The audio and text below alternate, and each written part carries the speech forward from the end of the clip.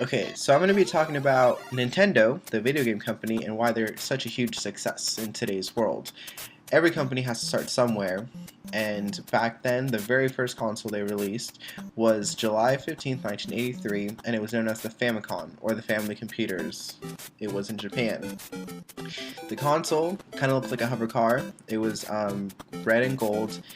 The controllers were on the side. It had cartridges you can put on the top, or it also had a floppy disk um, that you put it like in the bottom, and the floppy disks were like for the bigger games that the cartridges couldn't hold. It was in Japan for 2 years, and they re-released it in America, but they changed the name. They changed the whole look to it. They called it the NES, or the Nintendo Entertainment System. And what they did to market it off to American people is they would include a little robot named Rob, and Rob was used to interact with some of the games that you used. But sadly, it didn't really work out. After 2 years, they stopped making him because he was too slow. The technology just wasn't up to that time, and it just didn't work. So they couldn't use him. So what they did instead is they brought Super Mario Brothers. And Super Mario Brothers, everyone knows what Super Mario is. The most original, basic game you can play. What they did is they would release that game and Duck Hunt. And Duck Hunt, if you guys don't know, too young to know, it's the game where you have that little gun and you shoot the screen. And that is just an amazing idea back then for that time, because if you look at today's entertainment systems, you have the Wii, and what is the Wii? It's motion censored. You have the controller, and it's interactive, and it's really awesome that they were thinking about that back then at that time. So what they would do is they would bundle Super Mario Brothers, Duck Hunt, and the gun, and that's how they would market it off to all the American audiences. What also made it a huge success is they were really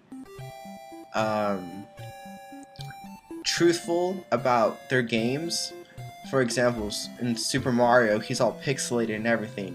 On the cartridge, or the game cover, he's actually pixelated. So the way he looks on the cover is the way he looks in the video games. What Atari did, when they released E.T., the video game, they made it look so over-exaggerated and made it look so real on the cartridge that when you play the game, it's nothing but pixels, and it was a major disappointment. So back then, all these video game companies were bringing out all these games that are supposed to be so great, but they were all flops, not successful. And here comes Nintendo bringing really awesome games to the table, and they're just they're all classics. A couple other marketing techniques they use for The Legend of Zelda. That's one of their most successful games. Today, in today's world, they still make Zelda for the Wii, Wii U, everything. Game Boy Advance, Game Boy Color, everything. Every single system, they've always brought Zelda. What they did back then is they put it in a gold cartridge. So it wasn't your typical normal gray cartridge. It was a gold, and for that time, it's kind of a cool idea. It's really simple but really cool at the same time. And that game also came with a little battery in the cartridge, and the little battery helped you save the game anytime you wanted, which most games didn't have that back then. So that's another reason it was really successful. The Nintendo has sold over 60 million units worldwide. That's a pretty large number for one system. And what I think Nintendo made it so successful was they were so strict on the rules about third-party developers, and they wouldn't just let anyone make video games, because that caused a problem with the Atari and everyone else. That's why they all failed. So they're a little bit more strict. For each of their games, they had a Nintendo seal of approval on top of every single cartridge video game. It was all there. And so the games were legit. They had to be at a certain level, and I think that's another reason that made Nintendo really successful at that time. I mean, nowadays, they've gone more lenient on stuff, but back then they were pretty strict, and I think that's what helped them become so successful. So let's go back to the video games first of all. Super Mario Brothers, the original, which is almost over 20 years old, has sold over 40 million copies, and that's just the game. Again, that's why everyone knows what Super Mario is. It's awesome. And Super Mario Brothers 3, which is the one where he's like a little raccoon, and that's another one of the really big popular ones, sold 17 million copies, and that is without any bundles or anything that they do, just by itself. And they did it for the NES system, and they re-released it for the Super Nintendo system. And I think the reason Nintendo is so successful is they keep bringing out different consoles. They're really a family company. Again, the very first system is the Famicom, which is the family computer.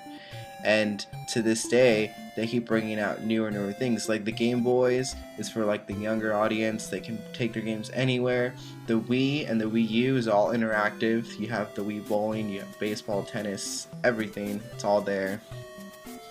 And what also makes them successful is they help everyone in the family, kind of. For the old school gamers that love all the old school Mario games, Zelda games, they bring all those back to the newer systems. So for example, on the Wii, you can play old school Super Mario, you can play Duck Hunt, you can play all those old games because they bring them back.